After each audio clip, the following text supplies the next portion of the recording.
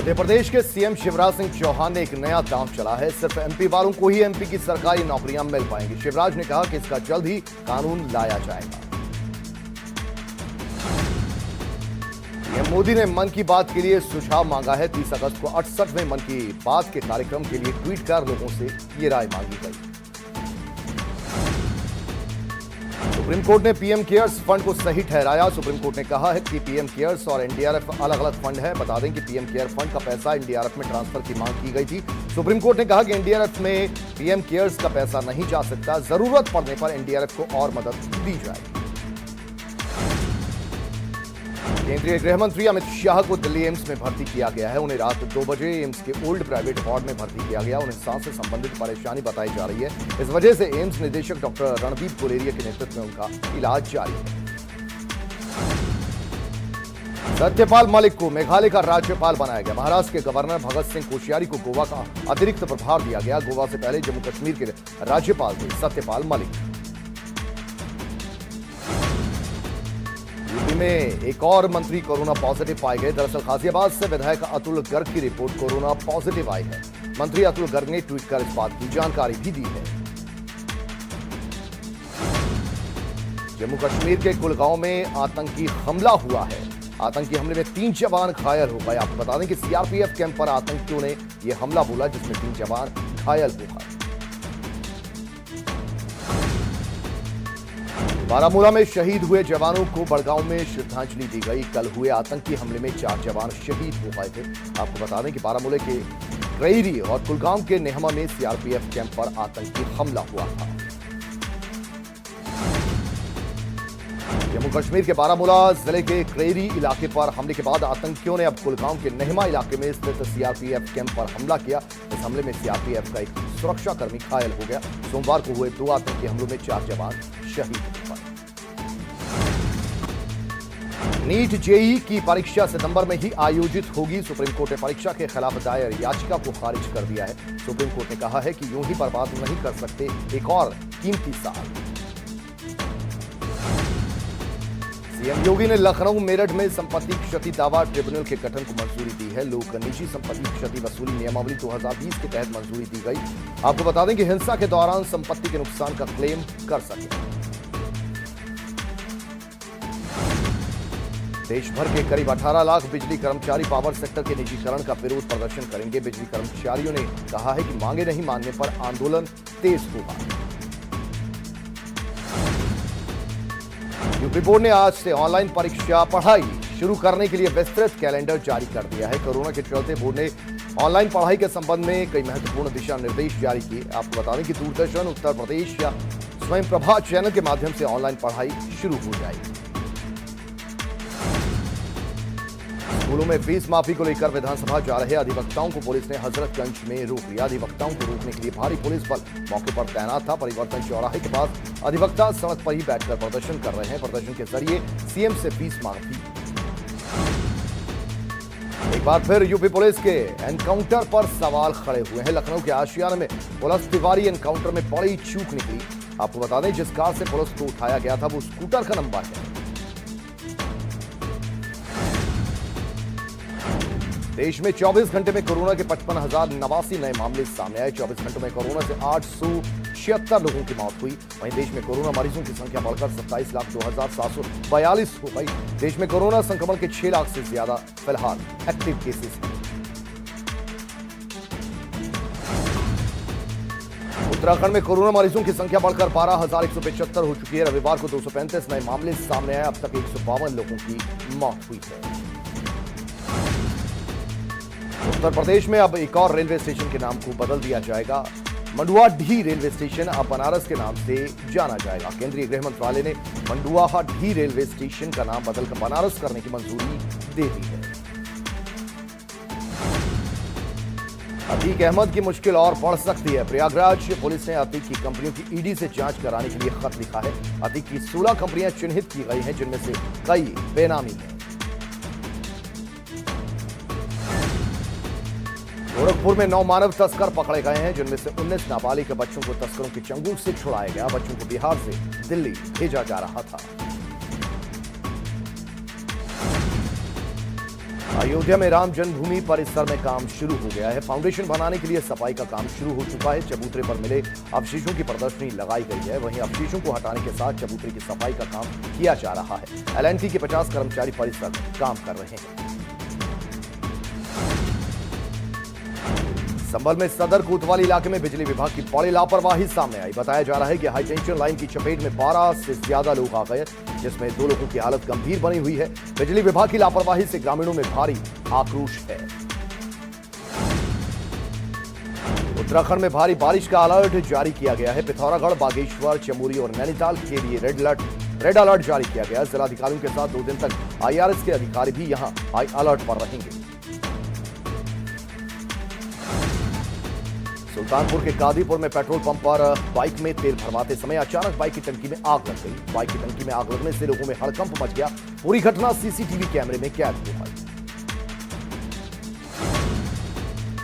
कानपुर संजीत मामले में पुलिस को सफलता मिली है। अपहरणकर्ताओं द्वारा बताई गई जगह पर कई घंटे चेकिंग के बाद पुलिस ने 2 मोबाइल फोन बरामद किए। मामले के महीनों बाद पुलिस ने मोबाइल फोन की बरामदगी की है। सिद्धार्थनगर के बांसी इलाके में रजिस्ट्री ऑफिस के बाहर जमीन की रजिस्ट्री को लेकर 2 पक्षों में मारपीट हो गई। मारपीट की सूचना मौके पर पहुंची, फिर पुलिस ने घायल की तहरीर पर मुकदमा दर्ज किया है।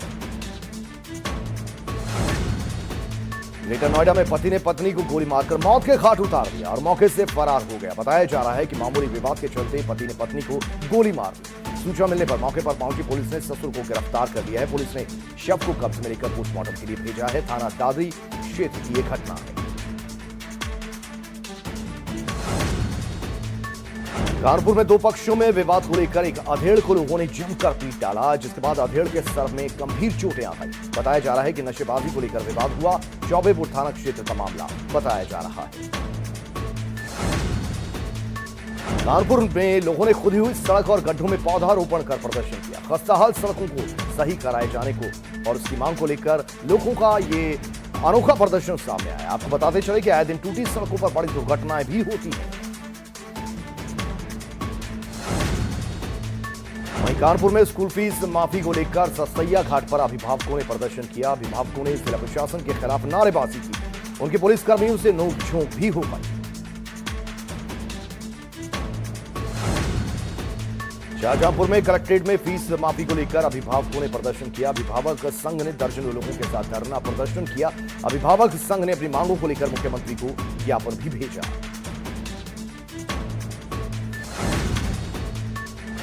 स्कूल फीस के विरोध में अभिभावक कल्याण समिति के बैनर तले बड़ी संख्या में अभिभावकों ने मुरादाबाद कंपनी बाग स्थित गांधी मूर्ति पर प्रदर्शन कर नाराजगी जाहिर की। अभिभावकों ने मुख्यमंत्री को सैकड़ों पोस्टर कार्ड भेजकर स्कूल द्वारा फीस लिए जाने का विरोध दर्ज करवाया। अभिभावकों ने काली पट्टी बांधकर गांधी मूर्ति के बाहर धरना दिया और जमकर नारेबाजी की। नोएडा अथॉरिटी के कार्यालय के बाहर सफाई कर्मचारियों ने प्रदर्शन किया और सफाई कर्मचारियों ने अपनी मांगों को लेकर यह प्रदर्शन किया और मांगे पूरी न करने पर जन आंदोलन की चेतावनी दी। पिछले कुछ दिनों से लगातार कर्मचारी प्रदर्शन कर रहे हैं। सफाई कर्मचारी ठेकेदारी प्रथा से मुक्ति की मांग कर रहे हैं। आगरा में बिजली माफी को लेकर लोगों ने टोरेंट पावर के खिलाफ जोरदार प्रदर्शन किया। टोरेंट पावर के बिजली बिल माफी को लेकर बाबा बाल योगी ने आज कोठी मीना बाजार पर ऐलान किया, धरना प्रदर्शन किया। लेकिन धरना प्रदर्शन से पहले ही बाबा बाल योगी को आगरा पुलिस प्रशासन ने नजरबंद कर दिया था। पुलिस ने कोठी मीना बाजार को आगरा पुलिस छावनी में तब्दील कर दिया। कानपुर के नौबस्ता इलाके में पुराने मुकदमे को लेकर 2 पक्षों में मारपीट हो गई। मारपीट में दोनों पक्ष घायल हो गए। मौके पर पहुंची पुलिस ने दोनों पक्षों की तहरीर पर जांच पड़ताल शुरू कर दी है। कानपुर के पनकी इलाके में पुलिस का कारनामा देखने को मिला। गुड वर्क दिखाने की होड़ में पुलिस की मनमानी देखी गई। निर्दोष युवक को उठाने पहुंची पुलिस का लोगों ने जमकर विरोध किया। ललितपुर में बाइक पर सवार जीजा साली को तेज रफ्तार अनियंत्रित कार ने जोरदार टक्कर मार दी। इस दुर्घटना में दोनों ही गंभीर रूप से घायल हो गए, जिन्हें सामुदायिक स्वास्थ्य केंद्र तालपेहट ले जाया गया, जहां इलाज के दौरान साली की मौत हो गई। गंभीर हालत में जीजा को झांसी मेडिकल कॉलेज रेफर किया गया। महाराजगंज में नदी में नहाने गए एक नाबालिग का शव बलिया नाले में पुलिस और पीएसी की मदद से खोज निकाला गया। बताया जा रहा है कि 2 दिन पहले वो अपने दोस्तों के साथ बलिया नाले में नहाने गया था, जिसमें 15 वर्षीय नाबालिग गहरे पानी में डूब गया था। काफी मशक्कत के बाद अभी तक उसका शव बरामद नहीं हुआ था। मेरठ के कठौर इलाके में प्रेम प्रसंग से नाराज परिजनों ने युवती की हत्या का प्रयास किया। झूठी शान के लिए परिजनों ने युवती की गर्दन पर ब्लेड मारकर नहर में फेंकने की कोशिश की। उधर चंपावत जिला अस्पताल में आईसीयू के उद्घाटन के दौरान भाजपा कार्यकर्ताओं ने सोशल डिस्टेंसिंग की जमकर धज्जियां उड़ा दी। इतना ही नहीं, भाजपा कार्यकर्ता सैकड़ों की संख्या में आईसीयू के अंदर भी जा घुसे। दरअसल उत्तराखंड सरकार की ओर से जिला अस्पताल में आईसीयू और बेबी केयर सेंटर लगाया गया था, जिसका उद्घाटन करने विधायक गहतोड़ी और भाजपा जिलाध्यक्ष दीपक पाठक पहुंचे थे। बुलंदशहर के खुर्जा निवासी के लाइसेंसी हथियार से फायरिंग करने के कई वीडियो और फोटो सोशल मीडिया पर वायरल हो रहे हैं। युवा नेता अखिल भारतीय गौरक्षा महासंघ का ब्लॉक अध्यक्ष है। जालौन में तेज रफ्तार का कहर देखने को मिला है, जिसमें एक तेज रफ्तार ट्रक ने बाइक सवार को टक्कर मार दी। बाइक सवार महिला समेत 3 लोग गंभीर रूप से घायल हो गए, जिसमें एक बाइक सवार शख्स बुरी तरह ट्रक के नीचे फंस गया, जिसके बाद मशक्कत के बाद घायल को बाहर निकाला गया। वहीं सभी घायलों को इलाज के लिए फिर अस्पताल पहुंचाया गया। जौनपुर के बदलापुर थाना में जमीन के विवाद को लेकर 2 पक्षों में खूनी संघर्ष हो गया, जिसमें दोनों पक्षों से 7 लोग घायल हो गए। सभी घायलों को बदलापुर सामुदायिक स्वास्थ्य केंद्र में भर्ती किया गया। जमीन के विवाद को लेकर 2 पक्षों में खूनी संघर्ष, मारपीट का वीडियो भी वायरल। नोएडा पुलिस ने 3 साल से फरार चल रहे ठगी के आरोपी बिल्डर को गिरफ्तार कर लिया है। पुलिस की गिरफ्त में रतन विजय वर्गीय ने अपने साथियों के साथ मिलकर लोगों को घर का सपना दिखाया था और उनसे करोड़ों की ठगी कर उन पैसों को अलग कंपनी में खपा दिया था। बदायूं जिले में किसान लगातार खाद की समस्या से जूझ रहे हैं। डीएम कुमार प्रशांत के निर्देश के बावजूद भी खाद केंद्रों पर बिचौलिए हावी है। किसानों को भरपूर मात्रा में खाद नहीं मिल पा रही। किसानों का आरोप है कि दलालों के माध्यम से खाद आसानी से मिल जाती है। मार्केट में खाद ओवर रेट दी जा रही है। सीतापुर में नदी पार कर राहत सामग्री बांटने जा रहे विधायक और तहसील प्रशासन के अधिकारियों की नाव शारदा नदी के बीच धारा में फंस गई। पीएसी के जवानों ने किसी तरह से हिम्मत दिखाते हुए रेत में फंसी नाव को कड़ी मशक्कत के बाद निकाला, जिसके बाद विधायक और बाढ़ पीड़ितों को राहत सामग्री बांटने गांव पहुंच सके। मथुरा के वृंदावन कोतवाली के जैत चौकी इलाके में पुलिस और बदमाशों की मुठभेड़ हो गई। मुठभेड़ के दौरान पुलिस ने 2 बदमाशों को गिरफ्तार कर लिया। पुलिस ने बदमाशों के कब्जे से हथियार और लूट की चांदी भी बरामद की। बदायूं में तेज रफ्तार रोडवेज बस ने बाइक सवार 2 लोगों को कुचल दिया, जिसके बाद दोनों की मौके पर ही मौत हो गई। सूचना मिलने पर पहुंची पुलिस ने शव को कब्जे में लेकर पोस्टमार्टम के लिए भेजा है। उझानी कोतवाली का ये पूरा मामला है। बुलंदशहर के राजघाट में भी गंगा के बढ़ते जल स्तर से एक बाढ़ राहत गोदाम गंगा में समा गया। साथ ही गोदाम में रखा लाखों रुपयों का बाढ़ राहत सामान भी गंगा के तेज बहाव में बह गया। 3 दिन पहले डीएम ने गंगा का जल स्तर बढ़ने पर राहत कार्यों का राजघाट पर जाकर निरीक्षण किया था। चंदौली के मुगलसराय कोतवाली क्षेत्र के इलाके में बिजली विभाग की टीम पर हमला हुआ। बिजली चोरी की शिकायत पर गांव गई थी बिजली विभाग की टीम। हमले में लाइनमैन समेत कई लोग घायल हो गए।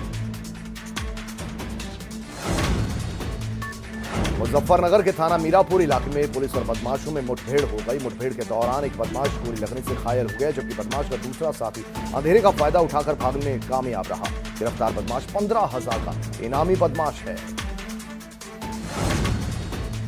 कन्नौज के लखनऊ आगरा एक्सप्रेसवे पर बड़ा हादसा हुआ। तेज रफ्तार स्लीपर बस डिवाइडर से टकराकर पलट गई।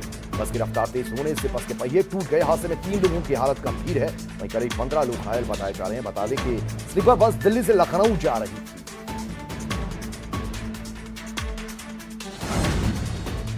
बुलंदशहर ककोड़ थाना इलाके में खाद बीज की दुकान में 15 सेकंड की लाइव चोरी का मामला सामने आया। बीज और खाद की दुकान में चोर ने घुसकर 2 लाख रुपयों की चोरी की। ये वारदात सीसीटीवी कैमरे में कैद हो गई। कानपुर में पुलिस मुठभेड़ में मारे गए विकास दुबे की पत्नी ऋचा दुबे बेटे और अपने वकील के साथ अस्थियां लेने पहुंची। इसके बाद वो मृत्यु प्रमाण पत्र लेने भैरवघाट स्थित नगर निगम के कार्यालय गई, लेकिन थाने से वहां कोई कागजात न भेजने के चलते उन्हें बिना प्रमाण पत्र के ही लौटना पड़ा।